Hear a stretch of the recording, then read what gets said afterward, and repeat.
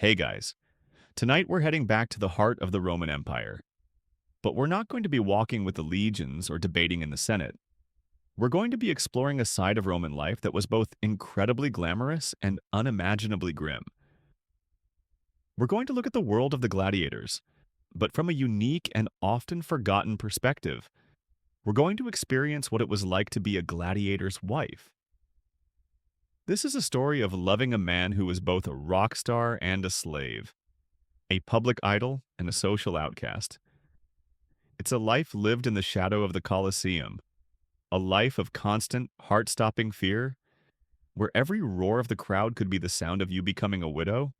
And let's be very honest, your modern dating standards would not hold up.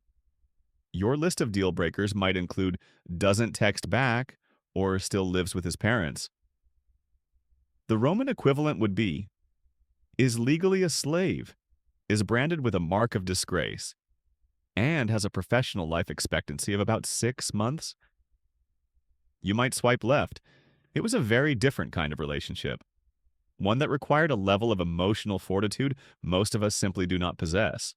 So, before you get comfortable, take a moment to like the video and subscribe, but only if you genuinely enjoy what I do here.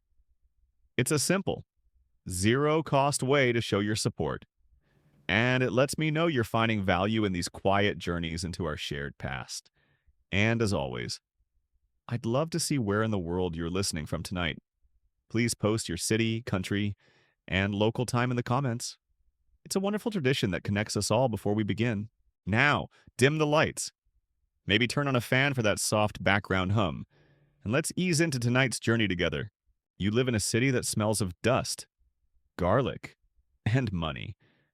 It might be Capua, a city famous for its great amphitheater and its even more famous gladiator schools. The Ludi, you are not a high-born Roman matron, wrapped in fine silks. You are a woman of the people.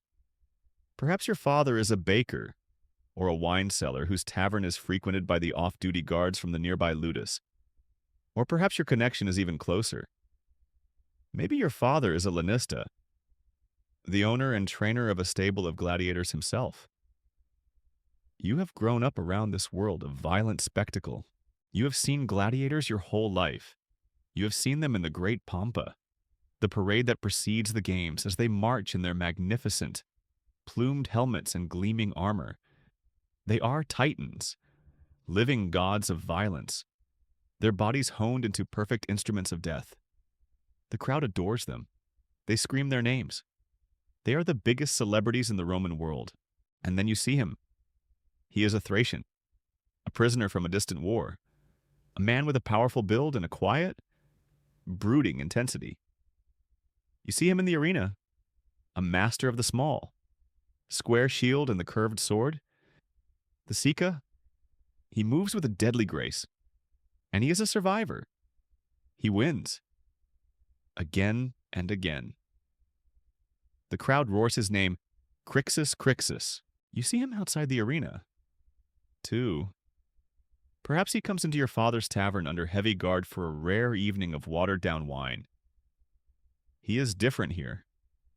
The feral killer from the arena is gone, replaced by a quiet, watchful man. His eyes hold a deep, weary sadness that intrigues you. He does not boast like the other fighters. He speaks little, and when he does, it is with a low voice and a strange, foreign accent. You fall in love, or something like it. It is a dangerous, thrilling, and utterly foolish thing to do, because you know what he is. He is a gladiator. And to be a gladiator is to be a walking contradiction. He is adored, but he is also despised. He is a superstar, but he is also legally dead. He is subject to infamia. This is a common historical fact of Roman life, a formal declaration of legal and social disgrace. He is in the same social category as actors, prostitutes, and undertakers. He has no rights. He cannot vote. He cannot make a will. He is, for all intents and purposes, a thing, the property of his lanista.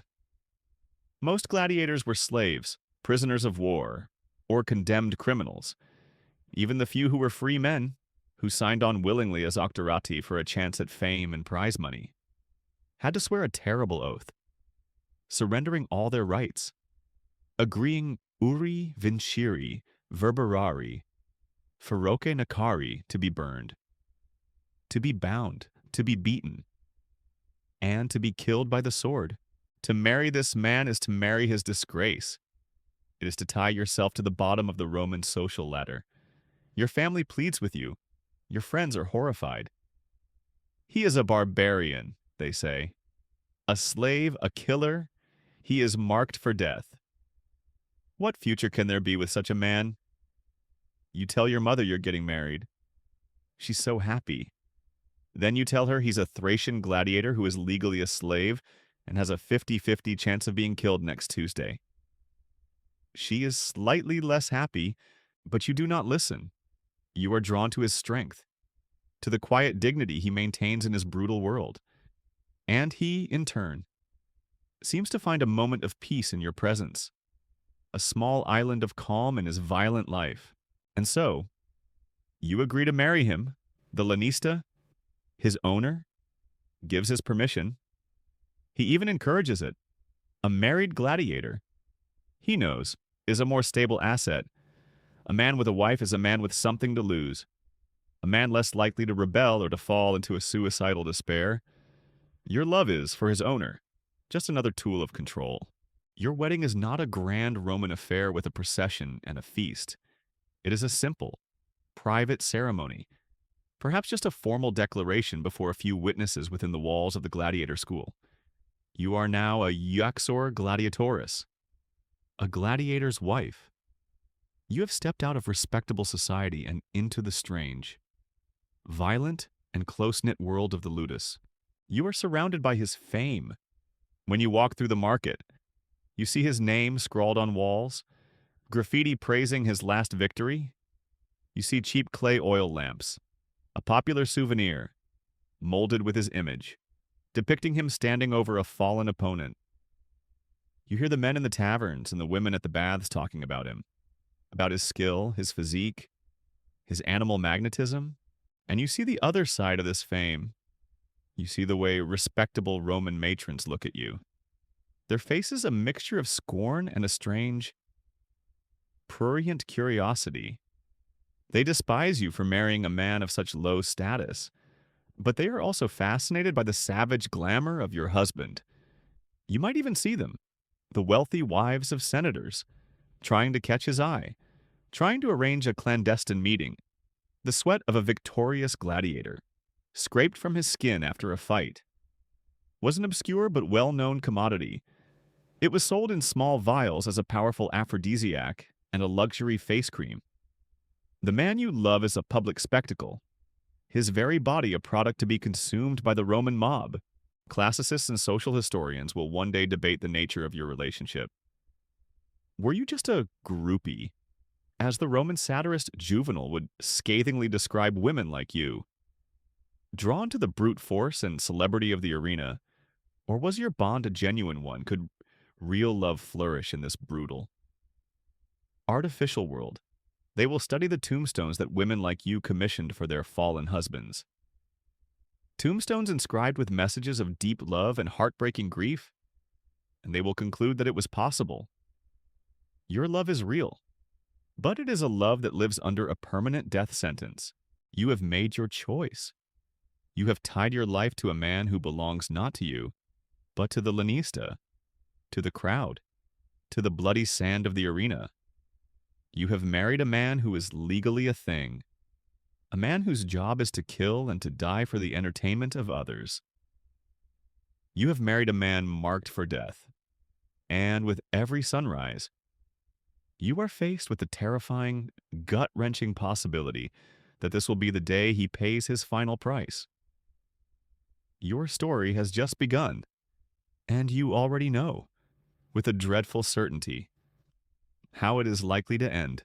Your wedding is a simple, private affair, and your new home is not a quiet apartment in the city. You move your few belongings into the ludus, The great gladiator school on the edge of town that is your husband's barracks, his training ground, and his prison. You have traded the familiar world of bakers and tavern keepers for a new, strange, and terrifying community. This is a world of men, sweat, and steel. The Ludus is a self-contained fortress. It is a large, walled compound built around a central, open-air training yard that is a miniature replica of the great arena itself. Surrounding the yard are the buildings that make up this strange society, the Long. Barrack-style dormitories where the common gladiators sleep. The armory, filled with a grim collection of helmets, shields, and weapons. A kitchen and refectory. A small, well-equipped infirmary run by the school's physician. And a series of small, cell-like rooms. One of these cells, a small privilege granted to a champion like your husband, is now your home. Your apartment is in a gated community. The community features a 24/7 gym, an on-site medical clinic, and the constant, pleasant sound of men hitting each other with large pieces of wood. It's very vibrant. Your life is now governed by the relentless rhythm of the ludus. You wake at dawn not to the sound of a rooster, but to the harsh blast of a horn, summoning the men to their morning training. You open the door of your small room, and the air is already filled with the sounds of violence. The thud of wooden training swords against shields, the grunts of men exerting themselves, and the sharp, commanding shouts of the doctors, the trainers. These trainers are often retired gladiators themselves, men who were skilled enough to survive their careers and win their freedom. They are hard, unforgiving men who know that a moment of laxity in training can mean death in the arena. They are the harsh taskmasters of this world, and their voices are a constant, grating soundtrack to your days. The sights and smells are just as visceral. The central yard is a constant churn of activity. You see men of all shapes and sizes, from all corners of the Roman world. Great, muscular Gauls practicing with heavy shields. Nimble, net-wielding retiarii dancing around their opponents. You see the sweat glistening on their bodies, the sawdust flying as their wooden swords strike the polis. The great wooden training post. The air smells of sweat, of stale beer, of the oiled leather of the training equipment, and of the faint, metallic tang of blood that always seems to hang around the infirmary door. You begin to learn the complex social hierarchy of this place. At the very top is the lanista, the owner of the school. He is a businessman, and the men in his charge are his financial investments. He may be cruel or he may be kind, but his every decision is based on a cold calculation of profit and loss. He protects his most valuable assets, the champions like your husband, by providing them with the best food and medical care. Not out of affection, but because a dead champion cannot earn him any prize money. It's hard to have a quiet night in with your husband when his boss, the lanista, can barge in at any moment to check on his investment and make sure you're not doing anything that might lower his resale value. Below the lanista are the doctores and the other staff, the armorers who maintain the weapons, the physician who stitches the wounds, and then there are the gladiators themselves. They have their own fierce hierarchy, based on skill, experience, and fame. There are rivalries that can lead to bloody brawls in the barracks, and there are strange, deep friendships forged in the shared experience of this brutal life. You are one of only a handful of women in this hyper-masculine world. There are a few other wives, some cooks and laundresses. You form your own small, quiet community, a society of women living on the brink, bound by a shared, unspoken dread. You learn to read the signs, to know which gladiators are dangerous and unstable, to know which guards can be bribed for a small favor. Classicists and historians will one day debate the reality of life in these schools. Were they all the brutal hellholes depicted in movies, or were the conditions for valuable fighters like your husband actually quite good? The truth, you understand, is that it is a gilded cage. Yes, the food is plentiful and the doctor is skilled, but the bars are still made of iron. Your husband is a prized animal kept in peak condition for the slaughter. Your own role in this world becomes clear. You are a part of the support system designed to keep your husband functional. You are his cook, his nurse, his comfort. You ensure he eats the specific, prescribed diet of the gladiator. You are his connection to a world of softness and normalcy in a life that has none. An obscure but important part of this world is the collegium, the burial society that the gladiators sometimes form. It is their attempt to maintain some dignity in the face of a dishonorable profession. They pool their meager earnings to ensure that any of their number who falls in the arena will receive a proper burial, a small plot of land, and a stone marker with his name on it. As a literate woman, you might even become the informal keeper of the records for this society. Collecting the dues, a grim form of insurance against the inevitable. Your days are spent tending to your small room, washing your husband's clothes and preparing his meals. And your evenings are spent tending to his body. He returns from the training yard each night bruised and battered. The training is relentless, and injuries are a daily occurrence. You learn the arts of the physician's assistant. You learn how to clean a cut, how to mix a herbal poultice to reduce swelling, how to bind a sprained wrist. Your hands, which once might have learned to bake or to weave, are now skilled in the geography of pain. You trace the landscape of old scars on his back, and you dress the new ones that appear each day. Your love is expressed in linen bandages and the careful application of soothing salves. You learn to live with the constant. Low-level fear. You see the new arrivals at the school, the sullen. Terrified prisoners of war. The pale. Desperate criminals condemned to the ludus. You see them being broken by the trainers. And you see the men who do not survive the training. The ones who die from an infected wound or from a suicidal despair in the dark of the barracks. Getting to know your neighbors is interesting. The guy on your left is a specialist in fighting with a net and a trident. The guy on the right is a condemned criminal who is legally obligated to fight a lion next month. The potluck dinners are tense. Your small room is your only sanctuary. At night, with the door barred, the sounds of the training yard finally silenced. You can pretend you are a normal couple. You can share a cup of wine. You can talk. He might tell you stories of his homeland, of the green forests and the mountains he was captured in these quiet moments. You see the man, not the gladiator. You see the weary soul trapped inside the perfect, deadly body. But the reality of your world is never far away. You look at the magnificent, sculpted muscles of his arms and his chest, and you know that they are not for you. They are for the crowd. You look at the network of scars that covers his body, and you know that each one is a story of survival, a reminder of how close he has come to death.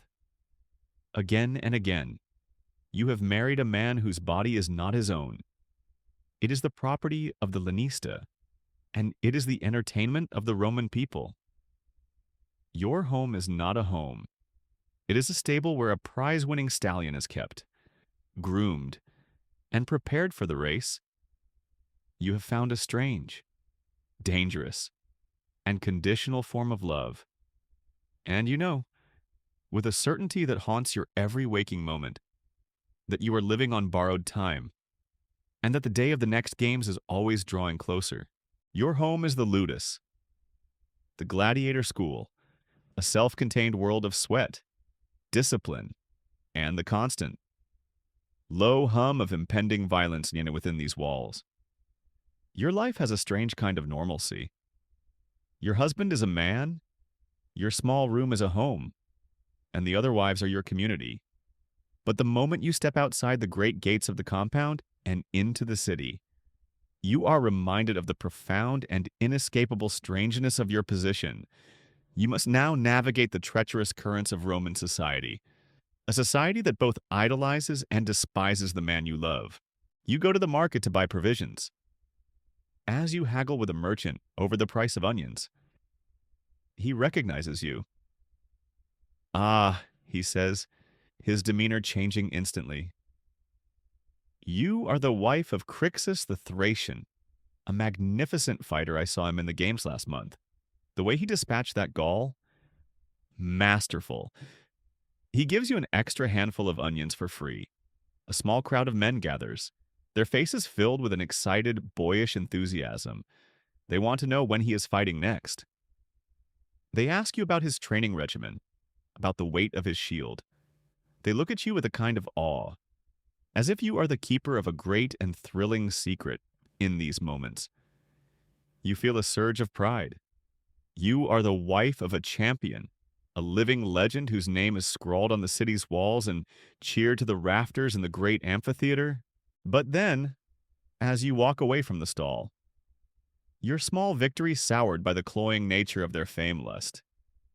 You pass two high-born Roman matrons, their fine linen stolas a stark contrast to your own simple wool dress. They are accompanied by their slaves. One of them recognizes you and stops. She leans over and whispers something to her companion. You cannot hear the words, but you see the look on her face. It is one of unadulterated contempt. She wrinkles her nose as if she has just smelled something foul. She audibly sniffs, pulls her robe tighter around herself as if to avoid contamination, and steers her companion in a wide arc around you, as if your very presence might infect her with its lowliness. This is the central, maddening paradox of your life. You're married to a man who is simultaneously a rock star and human garbage. And you, by extension, share in both his glory and his shame. Your social life is very confusing. Half the city thinks you're married to a rock star and wants your autograph. The other half thinks you're married to a pariah and won't make eye contact with you. It's hard to know how to dress for an outing. This social damnation is not just a matter of snobbery. It is a legal and formal reality. Your husband, as a gladiator, is branded with the mark of infamia. This is a common historical fact, a legal status of disgrace that placed him at the very bottom of the social pyramid. He had fewer rights than the lowest-born plebeian. His testimony was not valid in a court of law. He was, in the eyes of respectable society, a man without honor, and by marrying him, you have willingly embraced his dishonor. You have become infamous by association. You learn to navigate the city with a new kind of social map, one divided into friendly and hostile territories. The taverns near the barracks, the grimy workshops of the artisans, the crowded market stalls run by other lower-class people. These places are often safe. Here, your husband's fame and strength are qualities to be admired, but the cleaner, grander streets near the forum, the temples frequented by the nobility, the public baths, these are enemy territory. Here, you are a walking scandal, a woman who is willingly consorting with a barbarian, a slave, a man who kills for a living. Classicists and social historians will one day debate how Roman society could maintain this profound cognitive dissonance, this ability to simultaneously idolize and revile the same men. Was it that they separated the persona of the gladiator, the skilled, brave, and almost superhuman entertainer from the person, the legally dead slave? Or did the gladiator exist in a special, liminal space outside the normal rules of society, allowing him to be both a sex symbol and a social leper? You do not know the grand theory. You only know the daily reality of the admiring glance followed immediately by the contemptuous sneer. The most confusing and painful interactions are with the wealthy women of the city. They are the ones who are most vocal in their public scorn for you and your kind.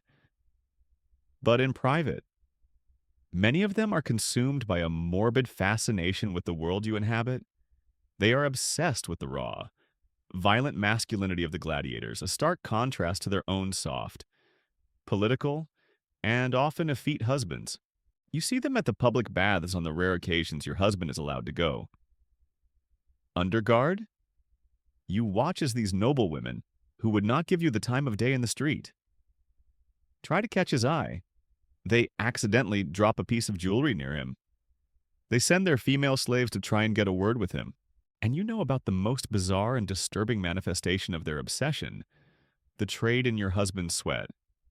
It is an obscure but true detail of your time that the strigil, the curved metal tool used to scrape sweat and oil off an athlete's body after exercise, was a source of a strange commodity. The oily, sweaty scrapings from a victorious gladiator were collected by the bath attendants and sold in small vials. It was believed to be a powerful aphrodisiac, a potent ingredient in love potions and beauty creams.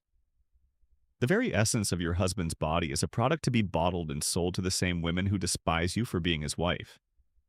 The hypocrisy is staggering. This constant adoration from other women creates its own poison in your relationship. You know that your husband, despite his legal status, is one of the most desired men in the city. You see the way the serving girls in the taverns look at him. You hear the whispers of the wealthy matrons. You are his wife, but he is public property, and a gnawing jealousy, a feeling of insecurity, becomes a constant companion. Another small misery to add to the pile. Your own family struggles to understand your choice. A visit to your parents' home is a tense affair. Your mother weeps.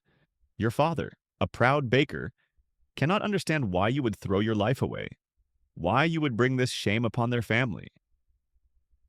He is a good man. You try to explain. He is kind to me. But they cannot see past the brand of infamia. They cannot see past the blood that covers him in the arena. Visiting your parents for the holidays is always fun.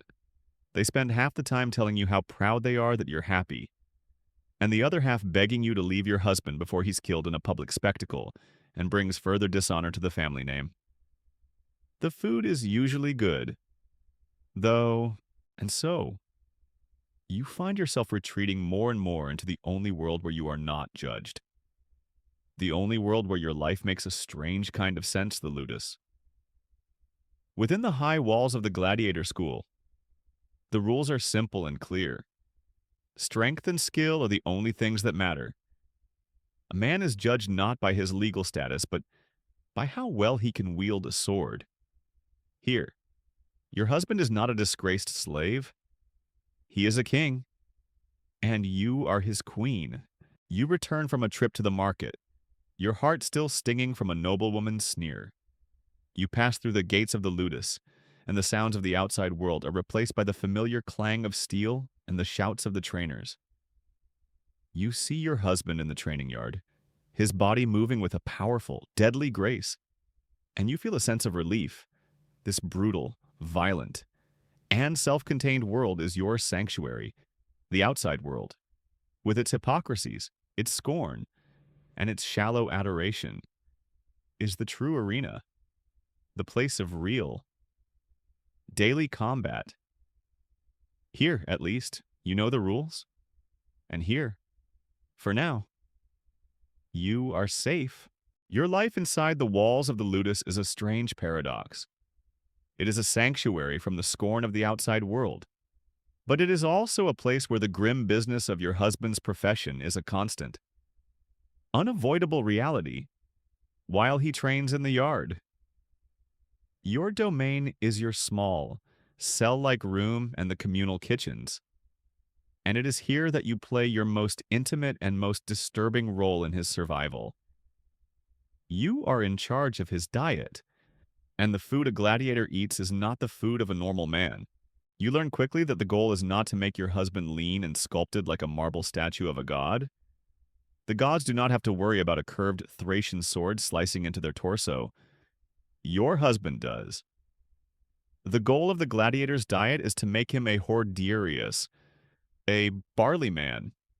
It is a diet designed to build a thick, protective layer of subcutaneous fat over his hard-won muscles. This is the brutal, i.e. pragmatic science of the arena. A lean, muscular man might look impressive, but a shallow cut from an opponent's blade could easily reach a vital muscle or organ, ending the fight and his life prematurely. But a man with a layer of fat, a barrel-chested man, can absorb these superficial cuts. The wounds will bleed spectacularly, which excites the crowd, but they will not be debilitating. That layer of fat is a natural shield. It is the difference between a dramatic, crowd-pleasing flesh wound and a fatal injury. And so, your job as a loving wife is to make your husband fatter, to make him a better spectacle, to make him a more durable victim. Your husband is on a cutting-edge athletic diet. It consists of all the barley he can eat. The goal is to get him not lean and muscular, but kind of chubby, so he bleeds more spectacularly for the audience. It's a very specific kind of sports science, the staple of this diet. The food that gives him his nickname is barley. Your days are spent preparing it. You make a thick, heavy porridge, boiling the barley grains for hours until they are a soft, lumpy, and utterly bland mass. This is the foundation of his every meal.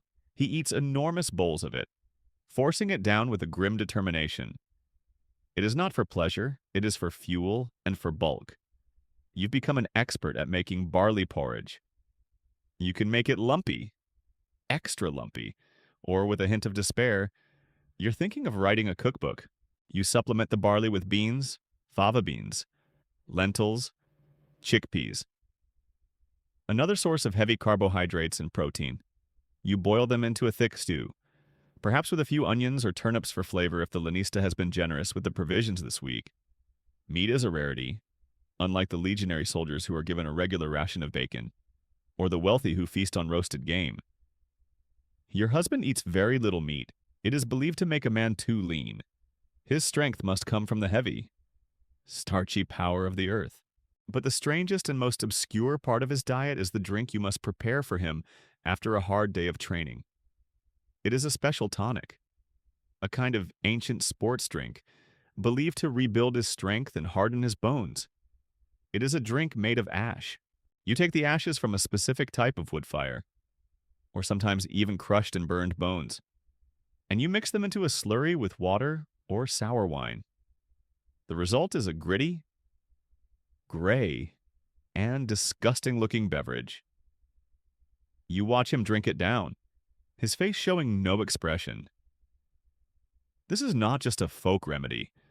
Archaeologists thousands of years in your future will analyze the bones of gladiators buried near the Ludi.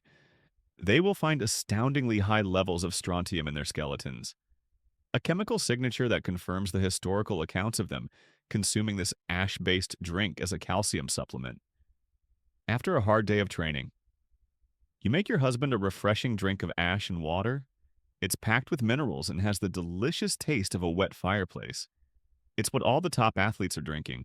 You watch him eat this monotonous, fattening, and strange diet, and you feel a profound sense of conflict. Every bowl of barley porridge you serve him is an act of love, an attempt to add another small layer of protection between his body and an enemy's sword.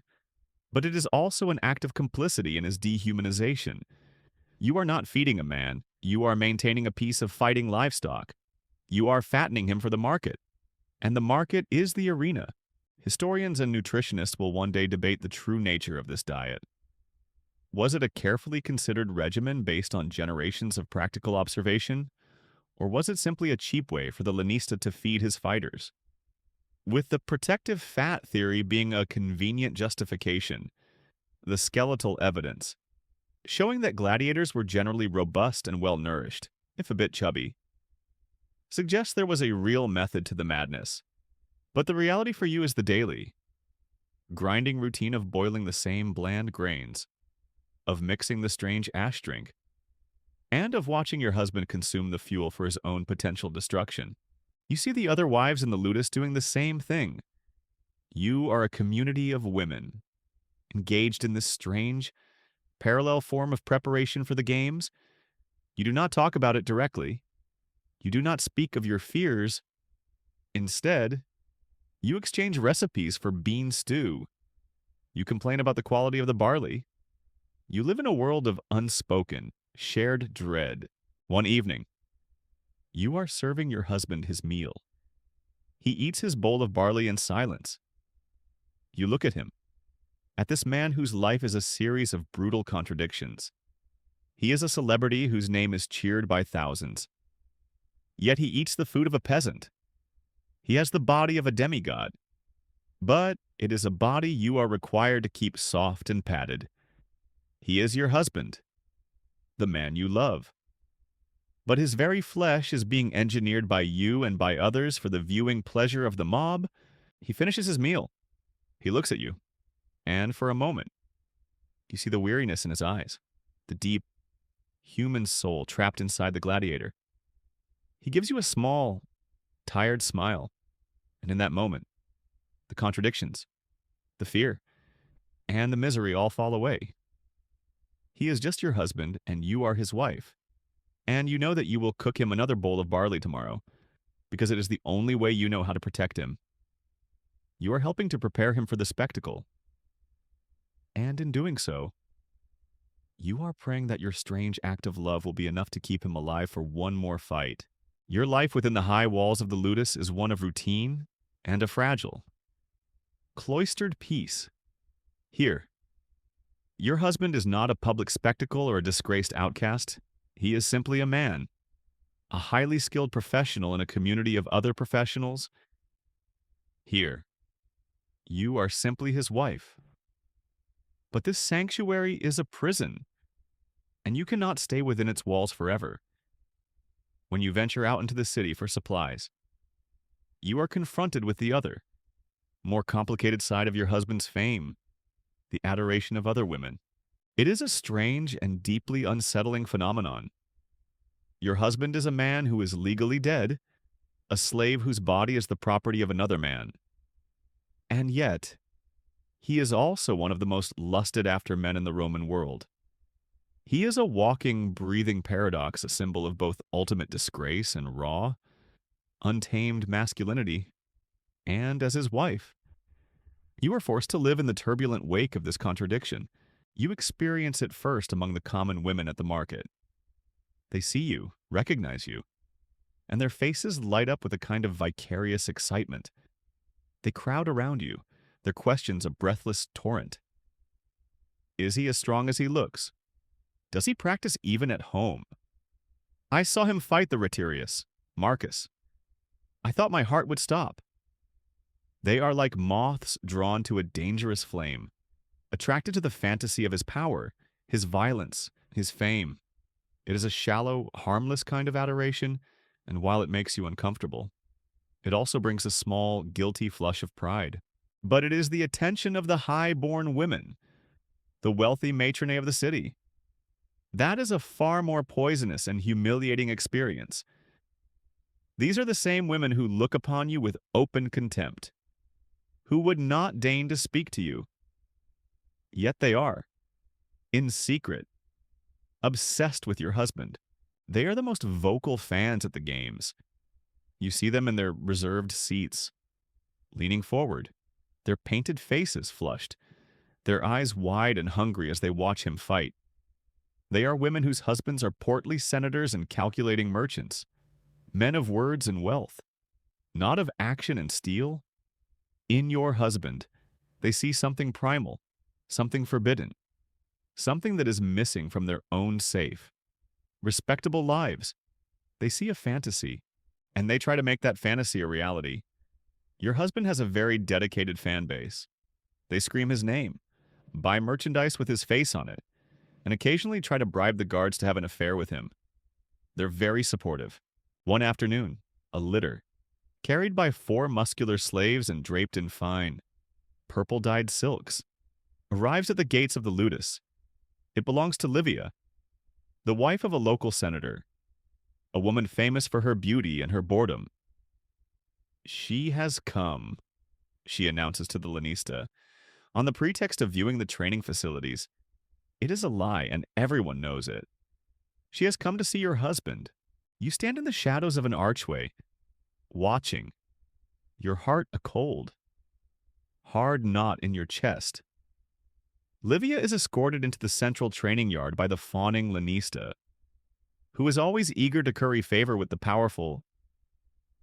She speaks to him, but her eyes, dark and heavy-lidded, are fixed on your husband as he trains, his body glistening with sweat, his muscles moving with a deadly grace. She accidentally drops her silk fan near where he is practicing. Your husband stops. He is a slave. She is the wife of a senator. He is socially obligated to retrieve it for her. He walks over, picks up the fan, and hands it to her. His head bowed, his eyes downcast. She takes it, and her fingers deliberately brush against his. She gives him a slow, languid smile, a smile of promise, of invitation. It is a silent, intimate moment of transaction, played out for all to see, and you watch, frozen, from the shadows, feeling a mixture of profound humiliation, white-hot jealousy, and absolute powerlessness. You know of the trade in his body, a trade that goes beyond just his violence in the arena. You know about the strange, ghoulish market for the byproducts of his fame. You have heard the whispers about the strigili. The scrapers used to remove oil and sweat from an athlete's body at the baths. The scrapings from a champion gladiator, it is said, are collected and sold in tiny, expensive vials to women like Livia. They believe it to be a powerful aphrodisiac, a potent ingredient for a beauty cream. Even his blood, collected from a minor wound, is sometimes sought after, believed to have curative properties for ailments like epilepsy. The thought that these women not only desire your husband but literally want to consume parts of him, to bottle his essence, fills you with a deep revulsion. It's a strange feeling knowing that the city's elite are using your husband's sweat as a luxury face cream. On the one hand, it's a good side business. On the other hand, it's profoundly, deeply weird. This constant adoration from other women eats away at your peace of mind. Your marriage feels impossibly fragile. Your husband is legally a slave. His body is not his own. If the senator, Livia's husband, were to pressure the Lanista, could your husband refuse her advances? Your claim on him feels tenuous, a matter of affection in a world ruled by power, money, and the whims of the elite. Roman moralists like the poet Juvenal wrote scathing satires about this phenomenon, mocking the high-born ladies who slummed it with their gladiator lovers. He wrote of a senator's wife who ran off with a broken down, one-eyed gladiator, abandoning her family and her reputation for a life of disgrace. These writers saw it as a sign of Rome's moral decay. Historians will one day debate how common these affairs really were. Were they a frequent scandal, or a rare but sensational event? Exaggerated by moralists to make a point, but you do not have the luxury of historical perspective. You are living it, and the threat feels very real. That night, after Livia has left, you are in your small room with your husband. There is a new tension in the air, an unspoken question hanging between you. He is quiet, withdrawn. The outside world, with its dangerous desires and its corrupting influence, has breached the walls of your small sanctuary. You look at him, the man you love, and you realize with a sinking heart that your struggle is not just against the swords and the nets in the arena. You are also in a constant, losing battle against his fame, against the fantasies that other women project onto him. They want the gladiator, the god of the arena. They do not want the man who sits before you now. Tired and aching, his eyes filled with a sadness you can never fully understand. They want the spectacle. You are left to clean up after it. The adoration of the Roman mob and the lustful gazes of the city's noblewomen are distant, abstract things. They are concerned with the fantasy of the gladiator, with the spectacle and the fame. Your reality is much more intimate, more visceral, and far more painful. Your life is a life spent tending to wounds. Every evening, your husband returns to your small room from the training yard, and he brings the day's work with him, written on his body.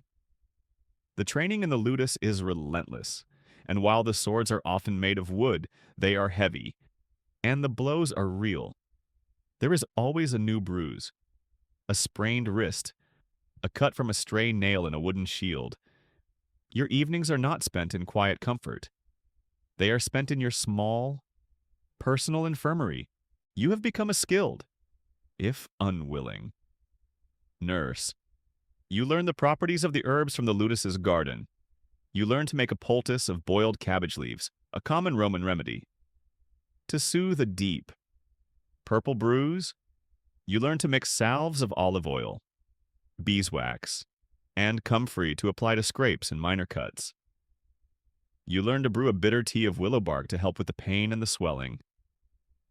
Your hands, which should be soft, are calloused and stained. Not from labor, but from the constant work of mixing balms and washing bloody linen.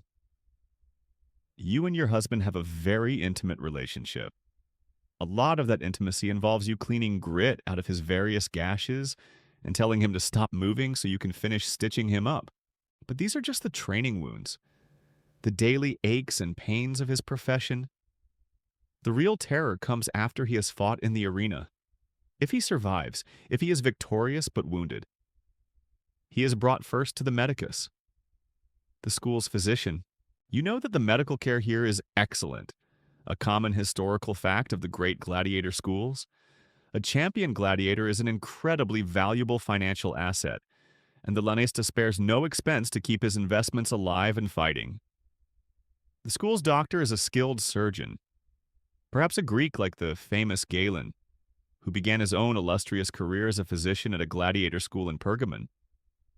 These doctors, through their grim work of patching up sword wounds, gained a knowledge of anatomy and trauma care that was unparalleled in the ancient world. The medicus will do the serious work. He will stitch a deep, gaping wound closed with a bronze needle and sinew thread. He will set a broken bone. But then, the patient is released into your care, and your work begins. You must keep the wounds clean. A constant battle against the infections that are often more deadly than the initial injury. You must change the dressings, carefully soaking the old, blood-caked linen loose so as not to reopen the wound. You must apply the salves and the poultices.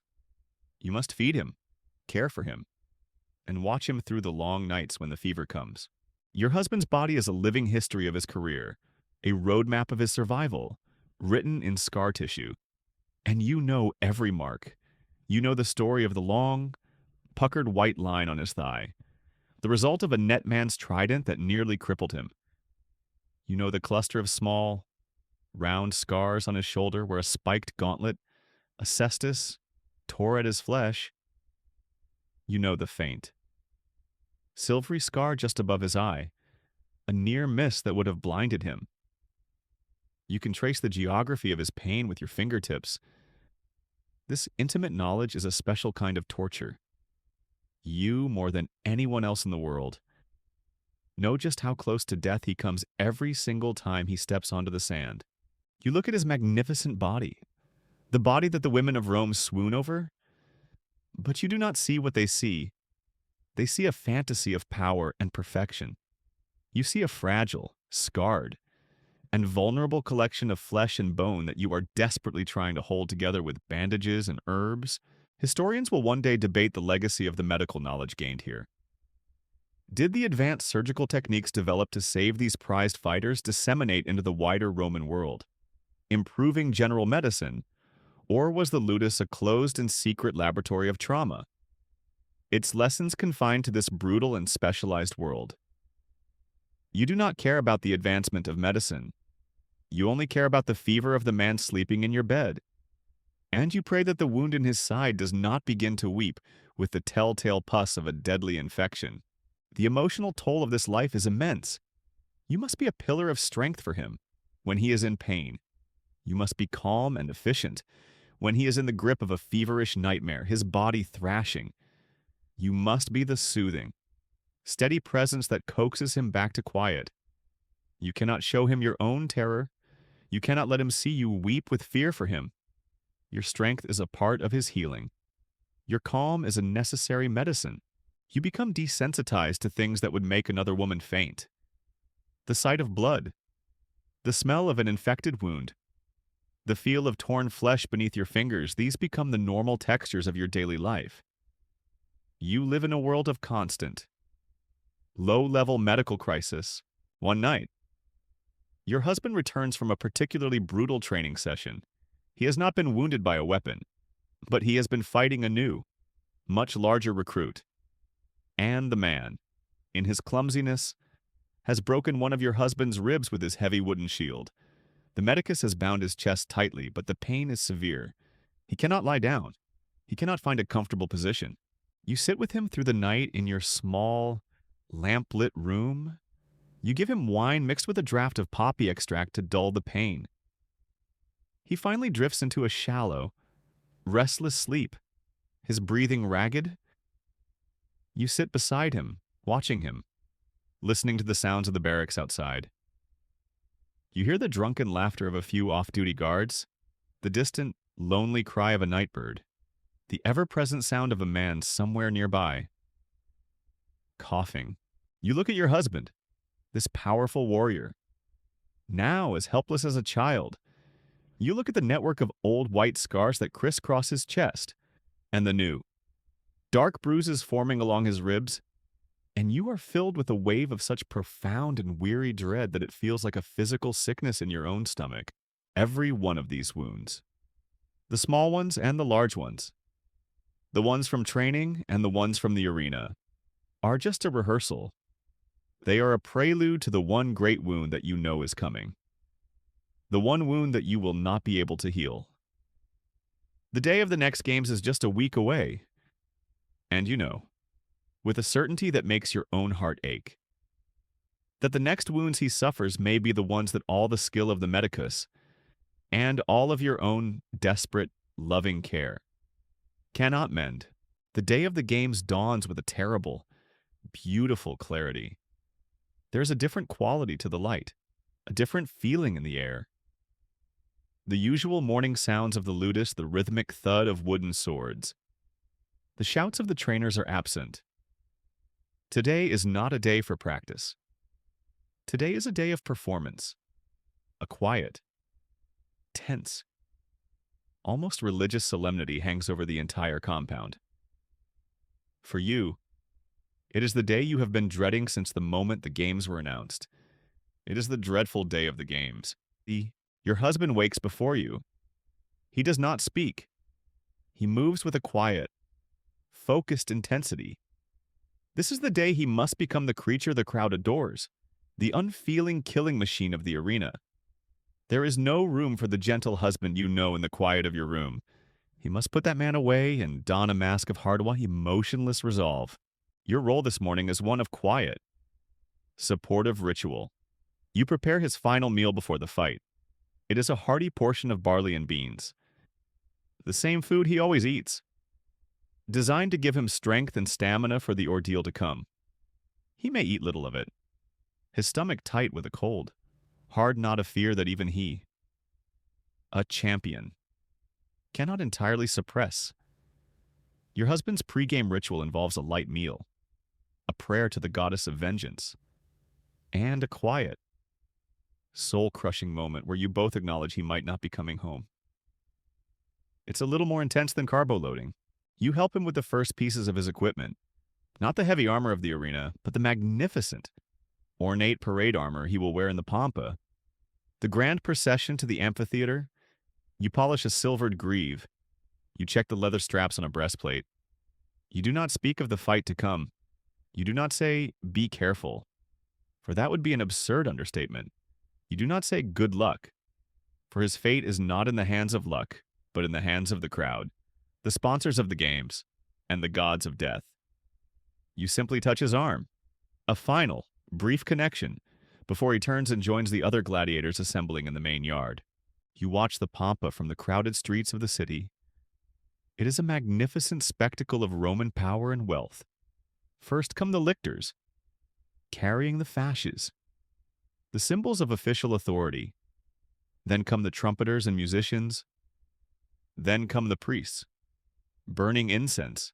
Then comes the great man himself, the editor, the sponsor of the games, riding in a chariot, waving to the crowd like a conquering general. And then come the gladiators. They march in pairs, dressed in their fabulous parade armor. Your husband looks like a god, his plumed helmet gleaming in the sun, his purple cloak draped over his powerful shoulders. The crowd roars as he passes. They scream his name, Crixus, Crixus, Habet. They are chanting for his victory, for his skill, for the death he will deliver. You stand in the crowd, a small, anonymous figure, and you feel a sickening mixture of pride and terror. That beautiful, celebrated demigod is your husband, and you know that in a few hours. He may be a mangled corpse lying on the blood-soaked sand. The procession enters the great, yawning maw of the amphitheater, and you are left with a choice between two different kinds of torture. You could go to the games. You could find a cheap seat in the highest tiers, the wooden bleachers at the very top of the arena, the section reserved for the poor and for women. From there, you could watch the spectacle unfold. Your husband, a tiny, ant-like figure on the distant sand below. You could watch him fight and die, or you could return to the ludus. This is the choice you make today. It is the torture of silence, of imagination, of waiting. You return to the now eerily empty and silent compound. The great training yard is deserted. The barracks are quiet. You retreat to your small room, and you begin the long, agonizing wait. Your husband's life is now in the hands of others. Historians will one day debate the reality of these contests. Were they always a fight to the death, or were gladiators, as valuable assets, more often subdued than killed, with the crowd and the editor granting mercy, or missio, to a brave loser? The truth is that it varied. But for you, this academic distinction is meaningless. Every fight could be his last. That is the only truth that matters. You cannot see the fight, but you can hear it. The great amphitheater is only a half-mile away, and the sound of 50,000 Roman citizens screaming for blood is a sound that carries. The distant, continuous roar of the crowd is the soundtrack to your vigil. It is a sound that you must learn to interpret, a language of life and death. Your husband is off at the big game. You're spending your day at home, enjoying some quiet time, which mostly involves pacing and trying not to have a panic attack every time you hear a distant shout. It's very relaxing. The games begin. You hear the sound of trumpets, followed by a great unified roar. This is likely the start of the beast hunts, the venations. That open the day. You try not to think about the terrified animals being slaughtered for the crowd's amusement. Then the sound changes. You hear the roar of the crowd become more rhythmic, more personal. The gladiatorial combats have begun. You sit in your small, silent room, and you listen.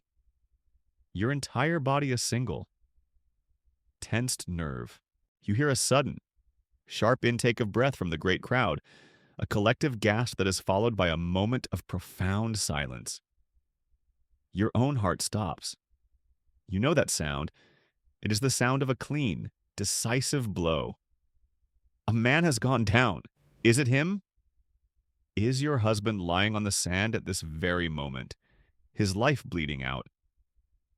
You wait, frozen, for what feels like an eternity. Then, a great roar of approval erupts from the crowd. Someone has been victorious, but who? Later, you hear a new sound, a rhythmic, guttural chant. You can just make out the words. Carried on the wind. Jugula, jugula, jugula. Cut his throat. Slay him. It is the chant of the crowd when a defeated gladiator is at his opponent's mercy. They are screaming for his death. Your stomach churns with nausea. You picture your husband, standing over a fallen opponent, looking to the editor for the final signal. Or worse, you picture him as the one on his knees, his life hanging on the whim of a bloodthirsty mob. The hours crawl by. Each new wave of sound from the amphitheater is a new torment. You try to distract yourself. You clean your already spotless room. You try to mend a piece of clothing. But your hands are shaking too much to guide the needle. You have no appetite. You can only wait. You think of him in the arena. You picture him making the traditional salute before the editor's box. A man acknowledging his own potential death. You picture the fight itself, the speed, the skill, the violence. You see, in your mind's eye, every scar on his body, and you imagine new ones being carved into his flesh. Finally, in the late afternoon, the roaring of the crowd begins to subside. The final match is over. The games are finished. A great, weary silence settles over the city and over your own heart. But your ordeal is not over. Now begins the final, and most terrible. Part of the wait for the return. You sit in your room as the sun begins to set, casting long shadows across the empty training yard. The silence from the city is now more terrifying than the noise was. You listen. You listen for the sound of the gates of the ludus opening. You listen for the sound of footsteps. Will he be walking, his head held high in victory? Even if his body is wounded, will he be carried on the shoulders of his comrades? Or will his body be brought back on a stretcher? A lifeless piece of meat. His final destination, the cold stone slab of the infirmary. The silence stretches. Every second is an eternity. You are a prisoner of hope and of dread. This is your life. This is the life of a gladiator's wife. A life spent waiting and listening for the footsteps of the man you love, and praying that they are not the last you will ever hear. The day of the games arrives. A day of dread so profound it feels like a physical illness. You could have chosen to wait in the agonizing silence of the ludus, listening for the distant roars of the crowd, a torture of the imagination. But sometimes, another kind of torture is chosen, the torture of the eyewitness. And so today, you have decided you cannot bear not knowing. You must see, you must be there. You have made your way to the great amphitheater. You do not take a seat in the lower tiers, the places of honor reserved for senators and wealthy equestrians. Your place, as the wife of a gladiator, a woman of infamia, is at the very top. In the Manianum Summum in Lignus, it is the attic, a series of steep, wooden bleachers set up under a covered colonnade at the very crown of the arena. The seats are cheap, crowded, and exposed to the full heat of the sun. But from here, you can see everything. The sight is overwhelming. 50,000 people, a roaring, sweating, stinking mass of humanity, are packed into the great stone bowl. The noise is a physical force, a constant, deafening roar that presses in on you from all sides. The air smells of wine, of roasted chickpeas sold by vendors, of unwashed bodies, and of the fine, white sand that covers the arena floor far below. You are surrounded by the Roman mob, the common people of the city. They are here for their entertainment, for the free bread and the bloody circuses provided by the wealthy editor, the sponsor of the games. They scream, they wave, they place bets with the men next to them. They are here for a day of thrilling spectacle. You are here to watch your husband potentially die. You are having a very different experience after the beast hunts of the morning. The main event begins. The gladiators march out onto the sand from your great height. They are small, almost doll-like figures. You scan the group desperately, and you find him. Crixus. You recognize him by the distinctive plumed helmet of his Thracian class. By the way, he holds his small, square shield. He and his opponent, a heavily armed secutor, are brought to the center of the arena. They raise their weapons to the editor's box in a formal salute. The crowd roars its approval. A trumpet blast, sharp and clear, echoes through the stadium. The fight begins. Your world shrinks to those two small figures on the sand below. The roar of the crowd fades into a dull, meaningless hum. Your hands are clenched so tightly in your lap that your fingernails are digging into your palms. You forget to breathe. The fight is a deadly dance. Your husband is the faster, more agile of the two.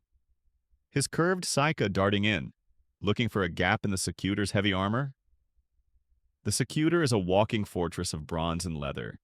His strategy to wear your husband down, to trap him, to deliver a single, powerful blow with his short, straight sword. You watch, your heart in your throat, as they trade blows. You see your husband duck under a heavy swing from his opponent. You see him land a quick, cutting blow to the secutor's thigh, and you see the first flash of crimson on the white sand. The crowd roars its approval. A good, clean hit. The fight wears on under the hot sun. Both men are slowing, their bodies covered in sweat and dust. Your husband is breathing heavily. The secutor is relentless, always pressing forward, his great shield a wall of bronze. And then, it happens. Your husband, perhaps tired, perhaps blinded for a moment by the sun, makes a small mistake. He overextends on a lunge. And the secutor, seeing his opening, moves with surprising speed. He does not attack with his sword. He slams his heavy shield boss into your husband's leg. You hear the sickening crack of bone, even from your high seat. Your husband cries out.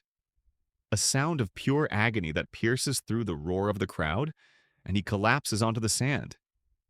His leg twisted at an unnatural angle beneath him. He has not been killed, but he has been defeated. He is helpless. The secutor stands over him, his sword at your husband's throat. The crowd, which a moment ago was a single, roaring beast, falls into a sudden, expectant hush.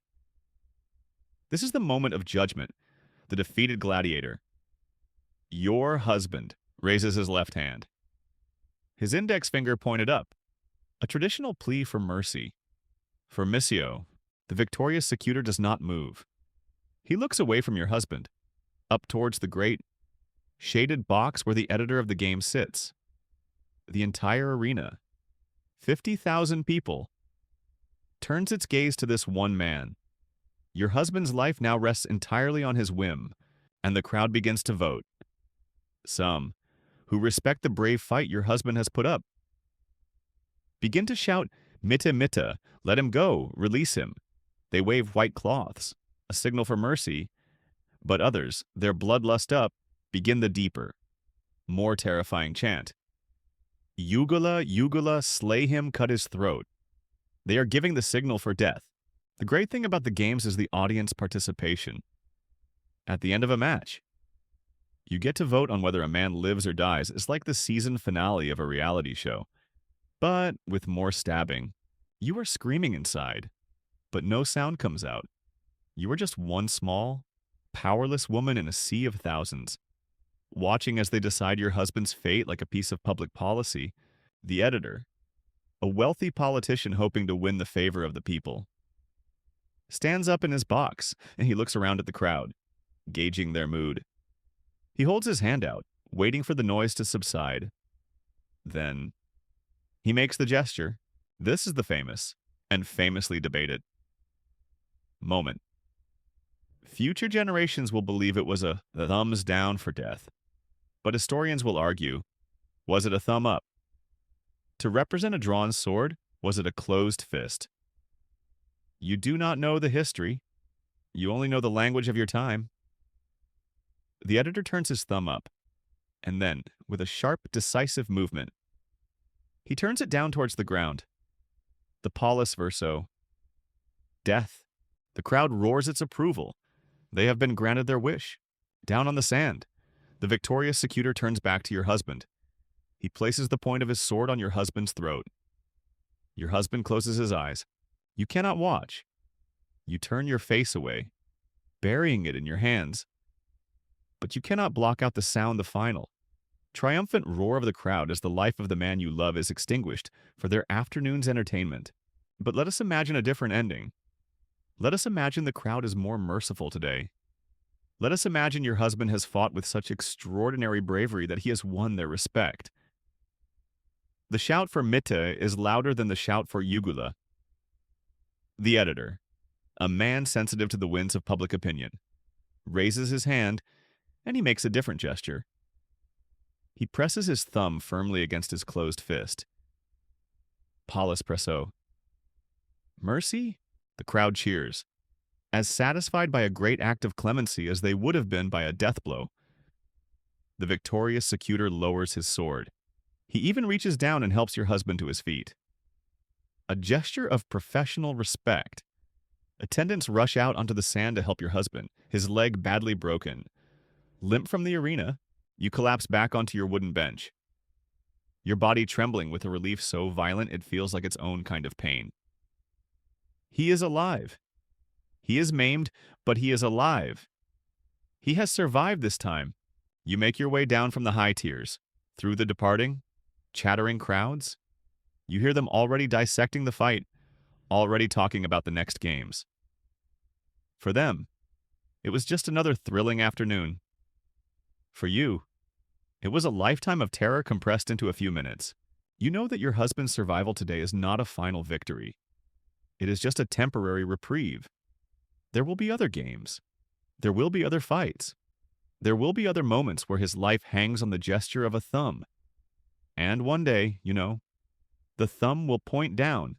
The years pass in a blur of fear and laundry, of tending to wounds and offering silent, desperate prayers.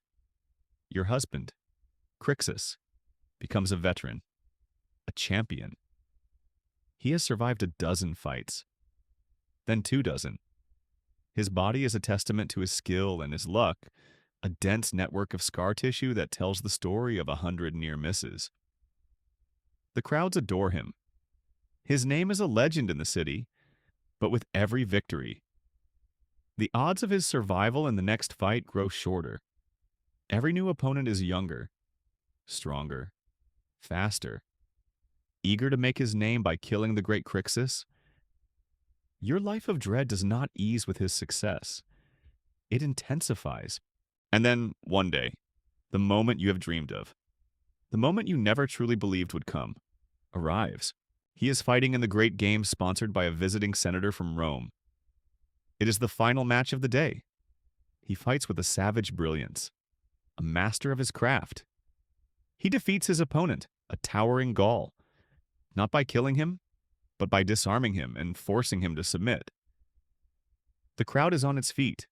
Their roar a single deafening wave of adoration for their champion. The editor, the great senator, rises in his box. He smiles, basking in the crowd's approval. He calls your husband forward.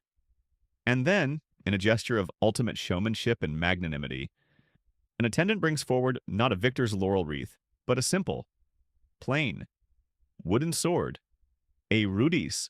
The crowd understands the symbolism instantly, and their roar doubles in volume. The rudis is the ultimate prize. It is the symbol of freedom. It is given to a gladiator who has served with such distinction, who has survived for so long that he is granted his release from service. Your husband, the slave, the prisoner of war, is being given his life back. You are in the high seats of the arena, and you begin to weep, your body shaking with a relief so profound it feels like the breaking of a great fever that has gripped you for years. You watch as your husband is presented with the wooden sword. He holds it aloft to the cheering crowd. He is no longer a gladiator. He is a free man, a libertus. The years of terror, of waiting, of tending to wounds, are over. You can finally have a normal life. Or so you believe. The prize money your husband has won over the years, which was held for him by his lanista, is now his. It is a considerable sum. You are, for the first time in your lives, wealthy. You leave the ludus behind forever, the sounds of its training yard fading behind you. You buy a small, comfortable apartment in a respectable part of the city. You have a real home, a private life. It is everything you have ever prayed for. But you soon learn that while your husband has left the arena has not left him. The prize of the wooden sword is, in many ways, a hollow one. The scars of his former life are too deep to ever truly heal. His body is a ruin, though he is still a powerful man. He is in constant pain. His knee, from an old trident wound, aches when the weather is damp. His back, from years of training and fighting with heavy equipment, is a source of constant, grinding agony. He cannot do manual labor. He cannot work as a porter or a craftsman. He is a man whose body was perfectly designed for one very specific, violent purpose, and it is now breaking down in the quiet peace of civilian life. The psychological scars are even deeper. He is haunted. At night, he cries out in his sleep, his body thrashing as he relives old battles in his dreams. He is prone to long periods of dark, brooding silence, where he will sit and stare at a wall for hours, his mind 1,000 miles away, back on the blood-soaked sand. He is also prone to sudden, terrifying flashes of rage, a minor annoyance a merchant who tries to cheat him. A man who jostles him in the street can trigger the conditioned violence of the arena. You learn to tread carefully around him, to read his moods, to soothe the beast that still lives inside the man, and the social scars, the brand of infamia, are indelible.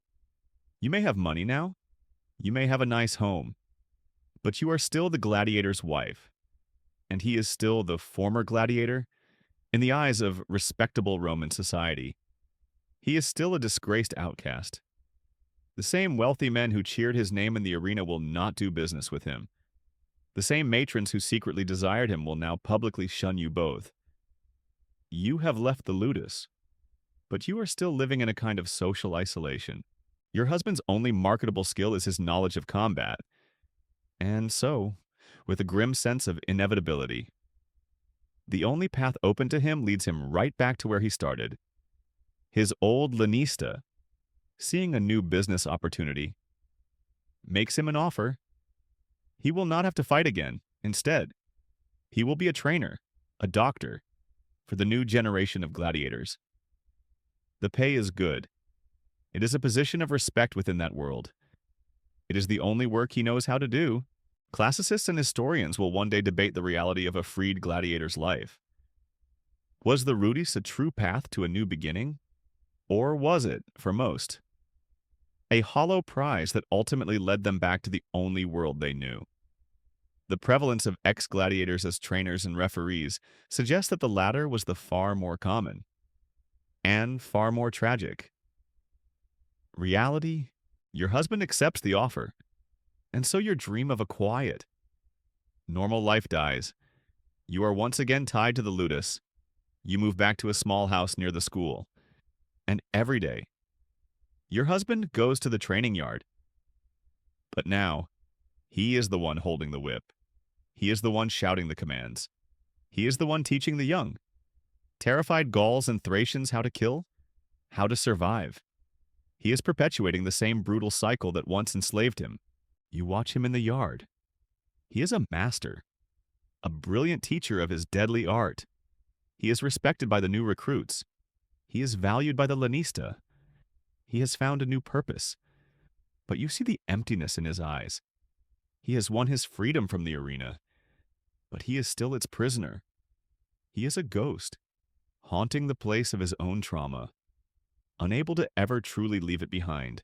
You sit in your small home, and you listen to the familiar sounds from the training yard next door, the clash of wood, the shouts, the grunts of pain. You realize, with a deep and profound sadness, that you can never wash the sand of the arena from your lives. It is in the scars on your husband's body.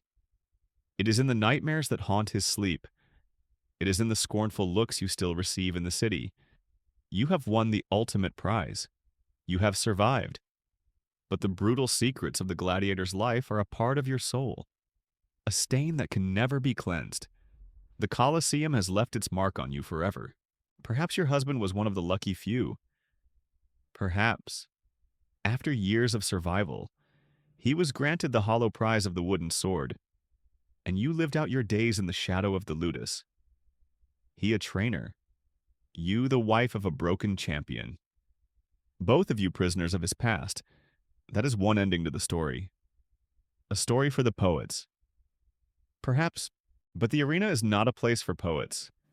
It is a place of brutal, statistical reality. And the reality is that most gladiators did not retire. Most did not die of old age. Let us return. Then, to that terrible moment in the amphitheater. Let us imagine the crowd was not merciful. Let us imagine the editor's thumb pointed not to the sky in a gesture of clemency, but down, to the blood-soaked sand. The gesture is made death. A great, unified roar of approval thunders through the 50,000 spectators. They have been given what they came for. Their thirst for the kill will be slaked, down on the sand. Your husband, on his knees, sees the signal. He closes his eyes. He is lost. He is bound by his oath to accept the judgment. The victorious secutor stands over him, his sword ready. He places his hand on top of your husband's helmet to steady his head. There is a moment of profound, terrible stillness in the heart of the roaring chaos. And then, with a single, efficient, and practiced movement, the victor drives his sword into your husband's neck, just below the jawline, severing the great arteries. It is over in an instant. Your husband's body slumps forward onto the sand. He is gone. From your high seat in the wooden bleachers, you see it happen, but your mind refuses to accept it. The sound from the crowd is a physical blow, a wave of noise that washes over you, but you feel as if you are in a bubble of absolute silence. The world around you, the cheering people, the bright sun, the vast arena, all of it becomes a distant, meaningless painting. Your world has just ended, and the only sound in it is the frantic, panicked beating of your own heart. Down below, the spectacle of death is concluded with its own grim rituals. Two attendants enter the arena.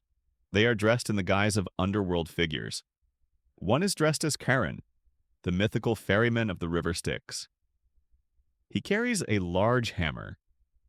He approaches your husband's still form and, in a symbolic act, taps him on the head to confirm that he is truly dead. Then, the attendants hook the body by the feet and drag it unceremoniously from the arena, out through the gate of Libitina, the goddess of death and funerals. The sand is raked over the dark, spreading patch of blood, preparing the stage for the next bout. The show must go on. You do not move. You sit frozen on your hard wooden bench until the games are over, until the great stadium has emptied, until the last of the cheering crowds have departed. You are now a vidua, a widow. Your first duty, your final act of love, is to claim his body. This, at least, is a right afforded to you. He was not a common criminal. He was a gladiator, and his burial society, the collegium you so carefully paid dues into, will ensure he has a proper funeral. You make your way down from the high tiers, through the now quiet and litter-strewn corridors of the amphitheater.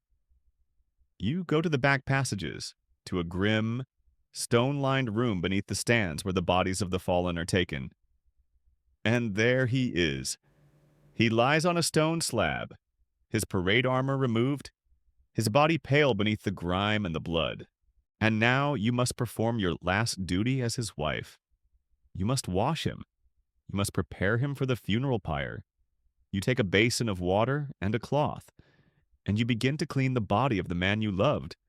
You wash the sand from his hair. You wash the blood from the terrible wound in his neck. Your hands are steady, your movements practiced. It is a terrible, intimate parody of the work you have done for years, tending to his living, wounded body.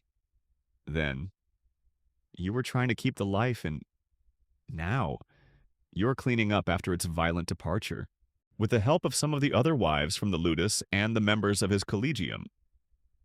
You prepare him for his cremation. You wrap his body in a clean linen shroud. The money from the burial society pays for the wood for the pyre, for the professional mourners, for the small plot in the cemetery outside the city walls where his ashes will be interred. You stand before the funeral pyre as the flames leap up, consuming the body of your husband. The fire is a strange, terrible comfort.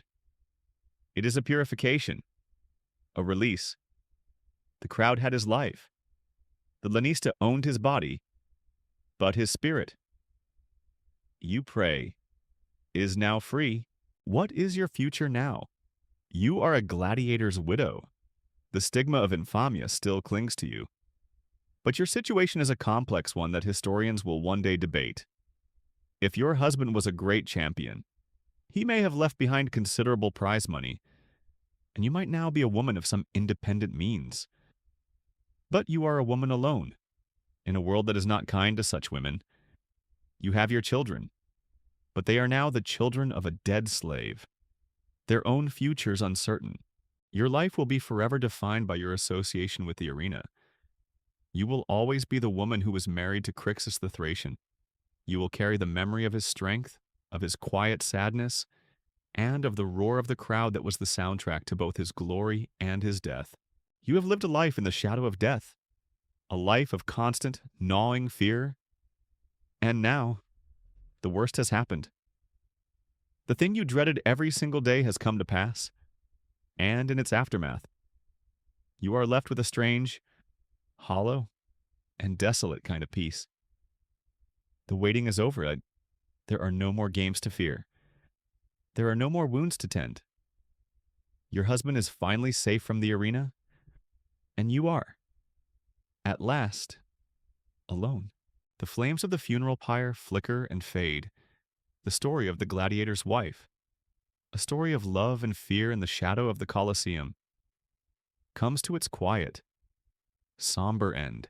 Let the image of the grieving widow and the sounds and smells of ancient Rome recede into the gentle quiet of the past.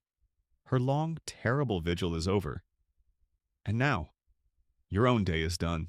Bring your mind back to the present, to the deep and comforting peace of your own room. Feel the steady, solid presence of the bed beneath you. Feel the gentle weight of your blanket. You are in a place of absolute safety, a world away from the blood and the sand of the arena. The stories of the past, with all their violence and their sorrow, can serve as a quiet reminder of the profound peace we so often take for granted. Your life is not a public spectacle. Your love is not bound by a master's whim or threatened by a crowd's judgment. You are free, and you are safe. Let this feeling of security be a soft, warm blanket for your mind. Let go of the story. Let go of the day's worries. There are no more battles to be fought, no more fears to be faced. There is only the stillness of the night and the gentle, welcoming promise of sleep. Allow yourself to rest, to be at peace, and to drift away into a deep and healing slumber.